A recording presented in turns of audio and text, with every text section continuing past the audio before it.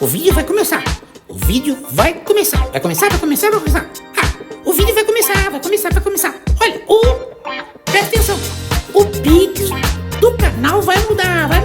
O Pix do canal vai mudar. O Pix do canal vai mudar. O Pix do canal vai mudar. E vai começar agora.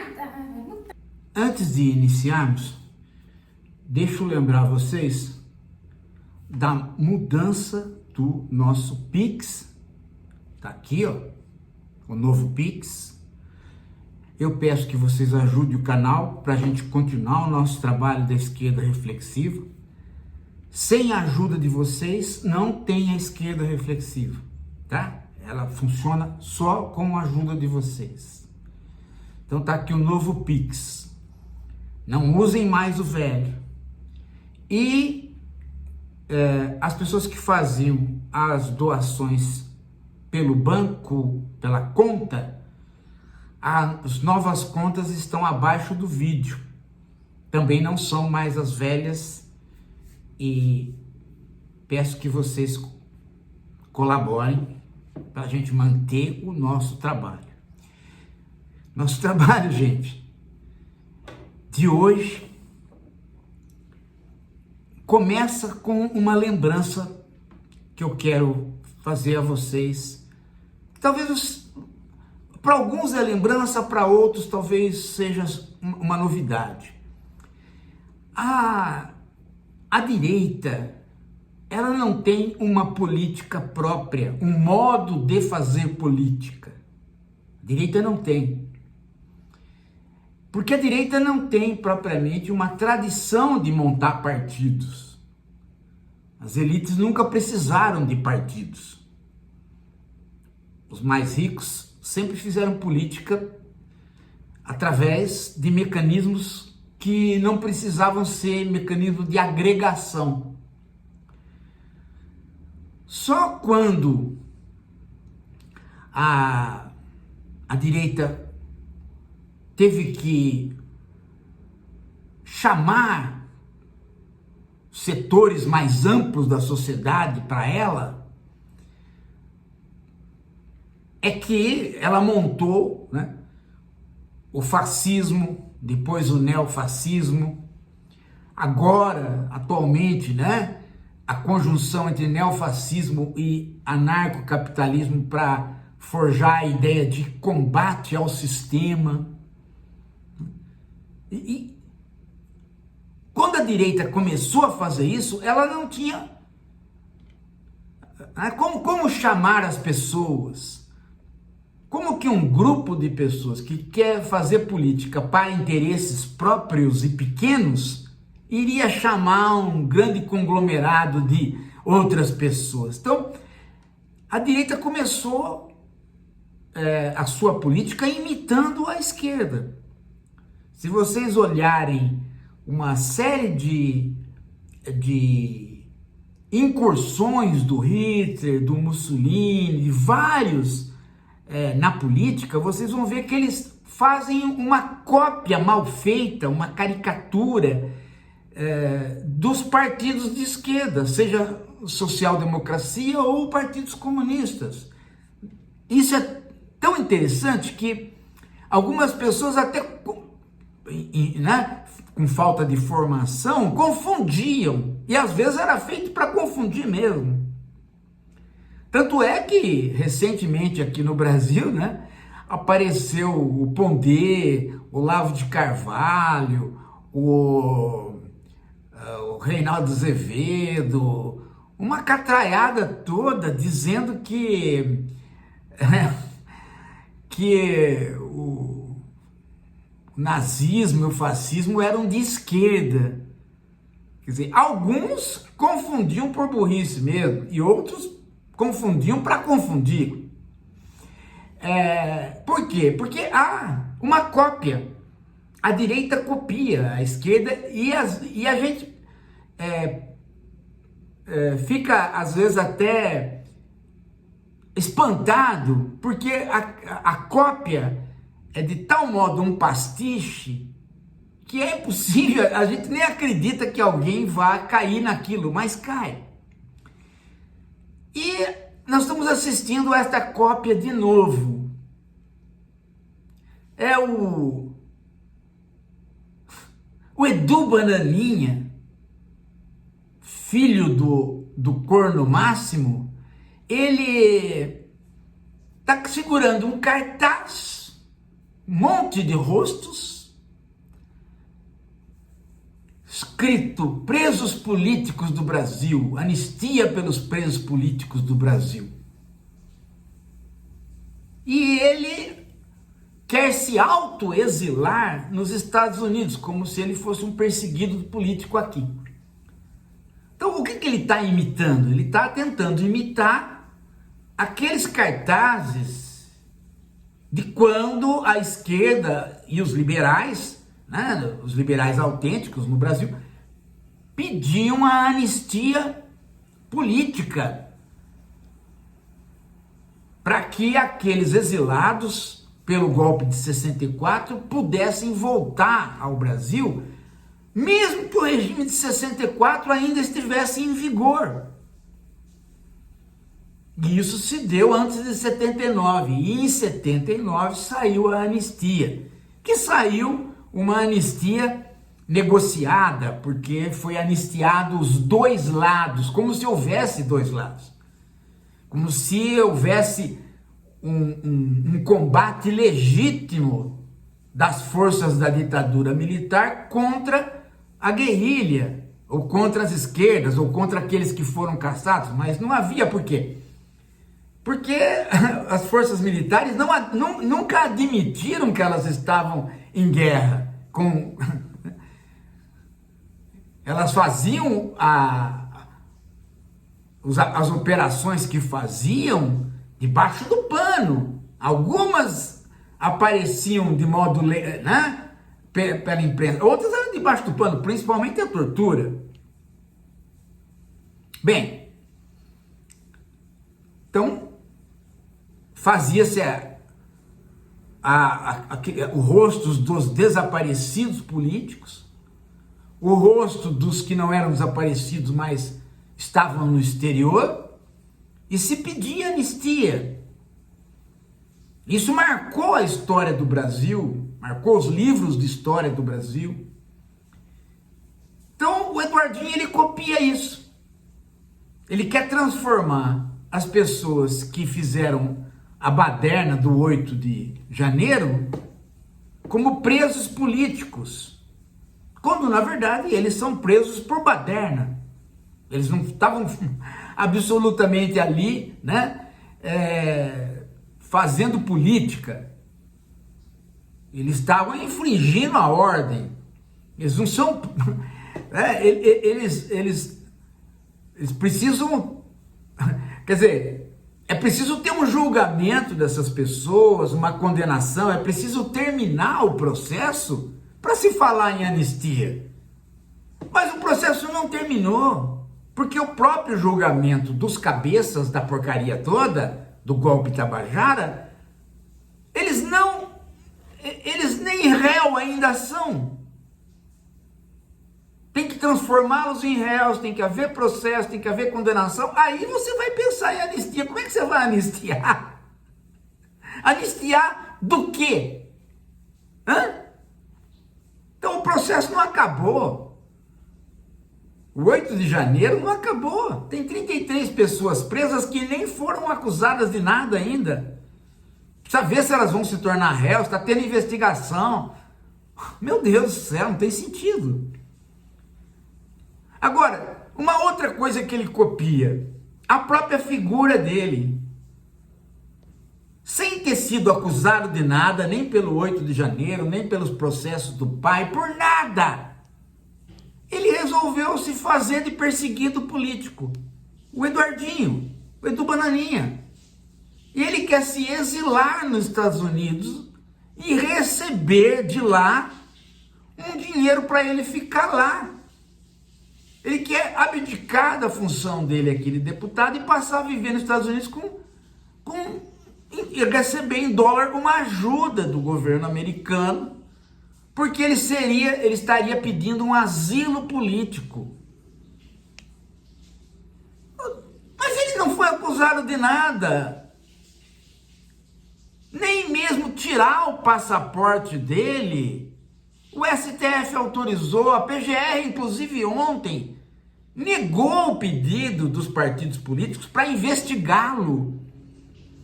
Dado que ele está fazendo essa turnê pelos Estados Unidos como campanha contra o Brasil, inclusive dizendo que os Estados Unidos têm que taxar o comércio brasileiro, né?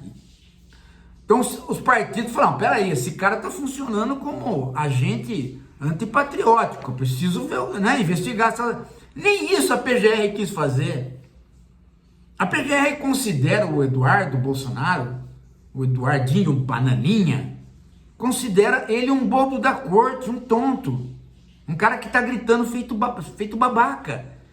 Então ele não foi acusado de nada, como que ele pode pedir asilo político? Nem o pai dele pode. O pai dele poderá pedir asilo político depois que se tornar réu, mas não se tornou réu ainda. Hoje é uma quarta-feira. Então, amanhã, quinta-feira, que vai decidir se ele vai se tornar réu, o Jair. Mas o Eduardo não vai se decidir nunca, porque ele não foi acusado de nada. E de repente ele quer se fazer de vítima para se fazer de exilado político. E isso, ele, né? Ele quer, então ele é um perseguido político, ele é um preso político. Ele ficou com a imagem da esquerda na época da ditadura, que ele nem viveu. Passaram isso para ele através dos livros e ele falou, não, eu quero ser isso daí. Eu quero ser esse tipo de herói. Só que ele pegou ao lado da direita e se transformou no pastiche disso. É claro que tem o pastiche da esquerda sobre a esquerda, né? Márcia Tiburi e Jean Willis é o pastiche da esquerda a respeito da esquerda, porque eles também se exilaram quando começou o governo Bolsonaro, sem ter sido acusado de nada, nem perseguido eram. Fizeram graça apenas. Queriam aparecer. Apareceram tanto que desapareceram. Né? Ninguém dá mais atenção para eles. Agora o Eduardo tá nessa. Tá nessa aí, né? Virou o pastiche, a caricatura, a cópia daquilo que ele nem sabe do que se trata. É um tonto. Aliás, é um cara que tem a ver com o Pondé e com o Olavo de Carvalho. É um tonto, porque esses também eram, né? Leia o Gramsci, leia alguma coisa do socialismo e copiavam, né?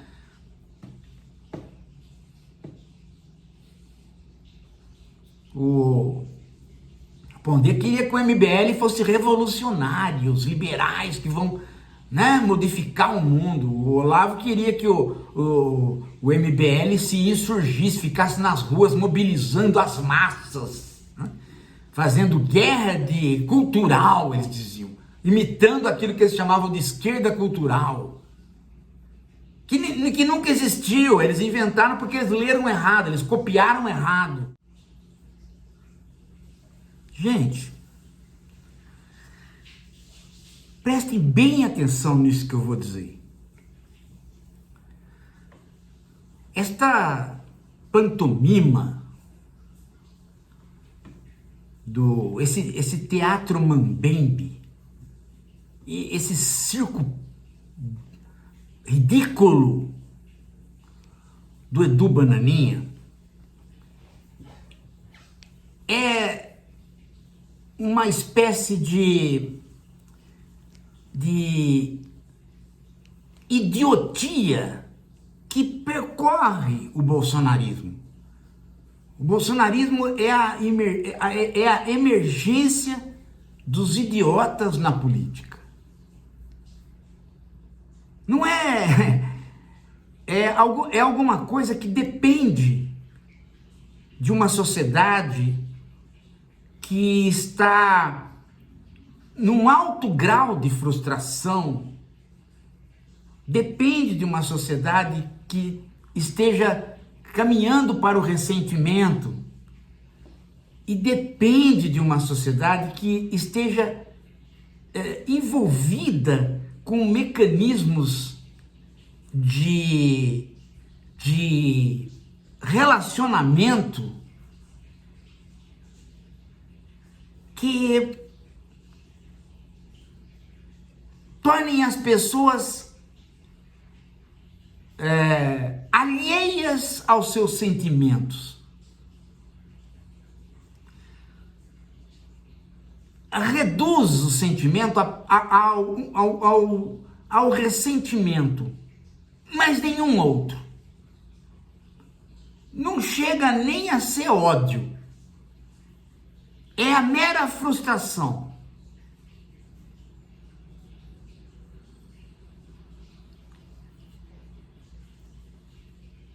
Por que nós chegamos nisso, gente?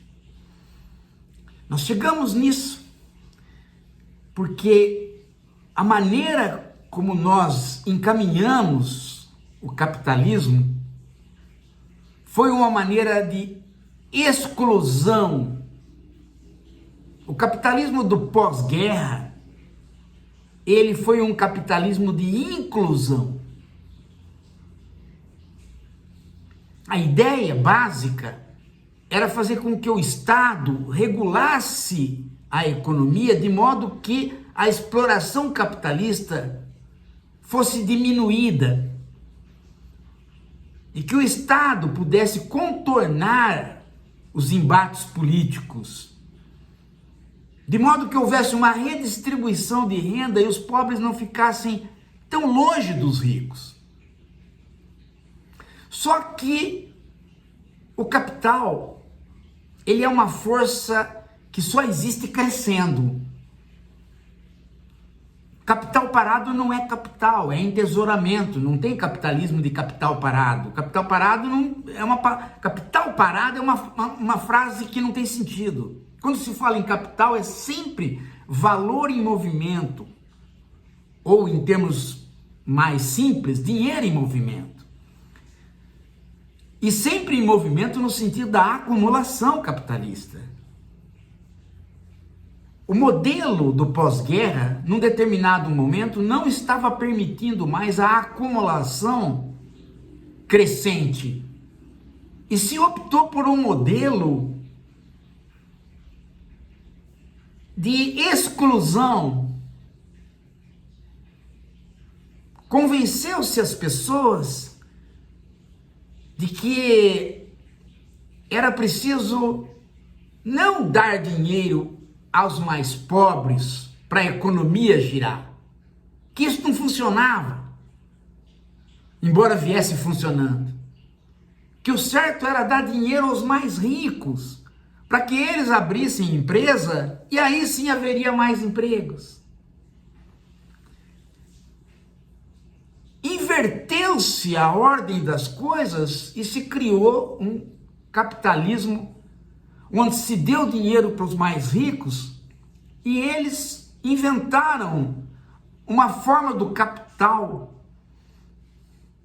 continuar acumulando sem aquilo que se prometia, que é a criação dos empregos na fábrica, na indústria. Eles foram para alguma coisa chamada mercado financeiro. E este mercado financeiro, que precisa de velocidade, criou a internet, criou uma infosfera com capacidade computacional absurda, de integração de todos os mercados. Então o capital hoje acumula sem produção. E vivemos o capitalismo financeiro há 40 anos. Mas para chegar nisso, se fez uma mudança política do estado de bem-estar social para o estado regrado pelo chamado neoliberalismo. Isto gerou um monte de gente que acreditou que ia ser empresário de si mesmo, que ia ser uma daquelas pessoas que iria virar empresário e receber o dinheiro como mais rico. E não aconteceu, claro. Então gerou uma frustração generalizada. Esta frustração gerou ressentimento. Os ricos ficaram bem mais distantes dos pobres do que eles estavam. Aliás, voltamos a uma situação do começo do século XX, nessa distância. Parece que não, porque a tecnologia, existir tecnologia, dá a impressão de progresso. Mas em termos de distância,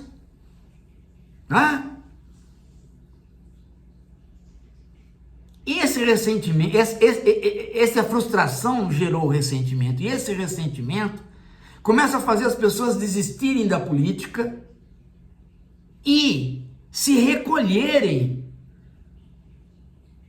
E exatamente neste momento, a internet estava aí a serviço da financiarização, mas também a serviço dela própria ter se transformado numa empresa que capta a atenção para vender dados para as empresas.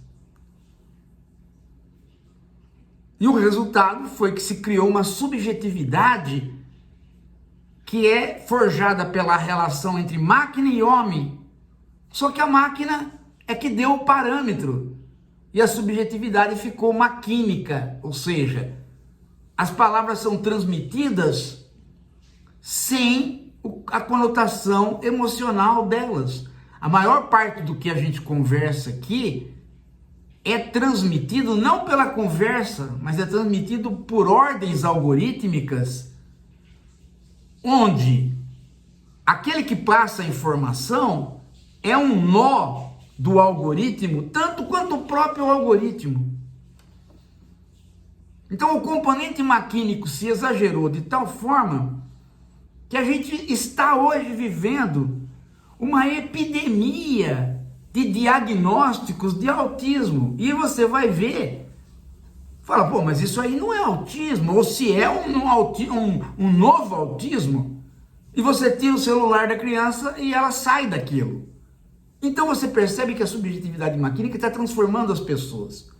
Ela está fazendo as pessoas ficarem muito mais tempo envolvidas na tela do que se precisaria. Porque tudo é feito na tela e tudo é feito em termos de trabalho que não parece trabalho. De modo que todo mundo começou a funcionar como um algoritmo.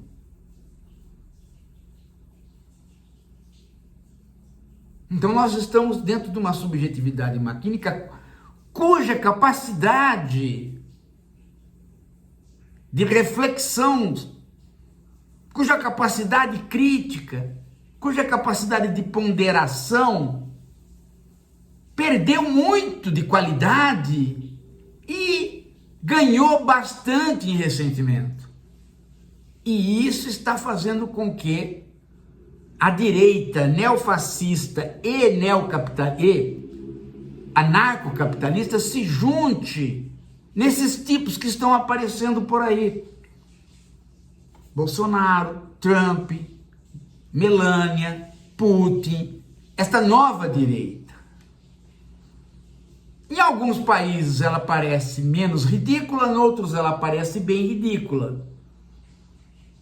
Na América ela está no seu máximo de ridículo, que é Trump de um lado e o bolsonarismo de outro.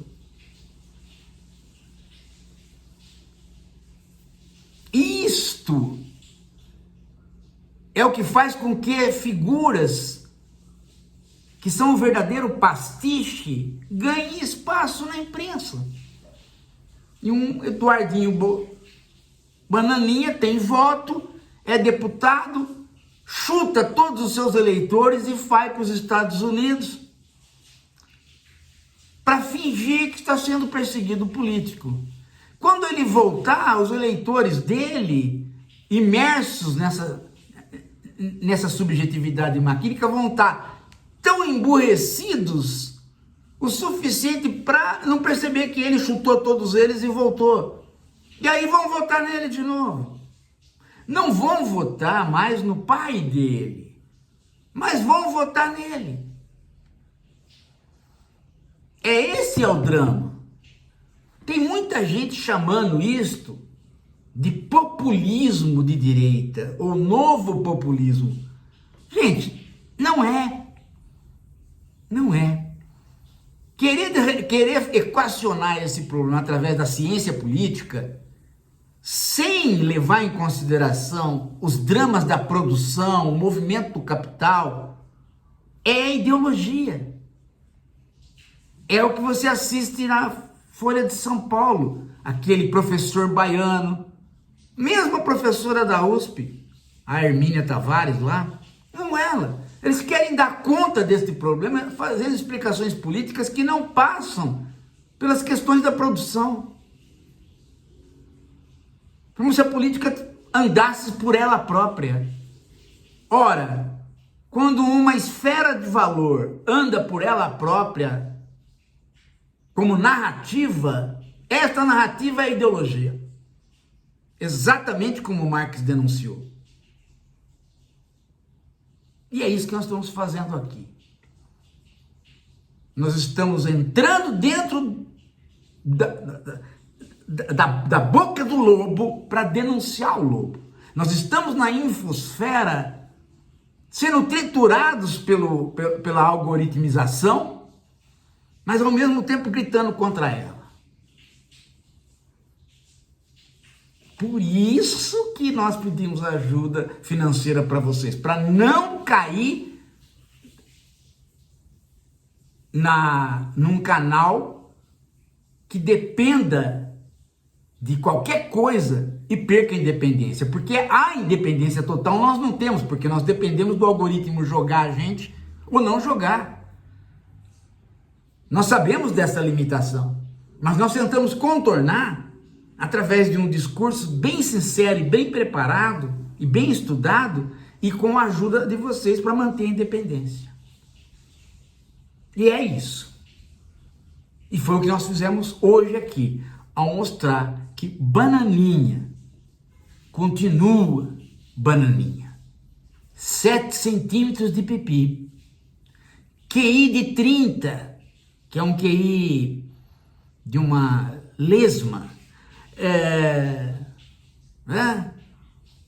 Filiação, pai, um corno, mãe, ninguém sabe.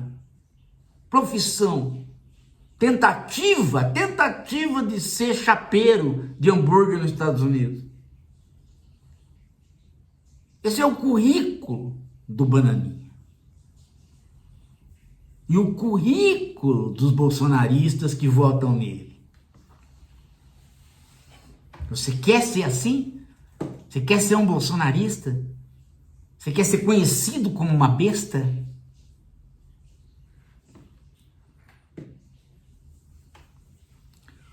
Daqui a pouco a gente volta.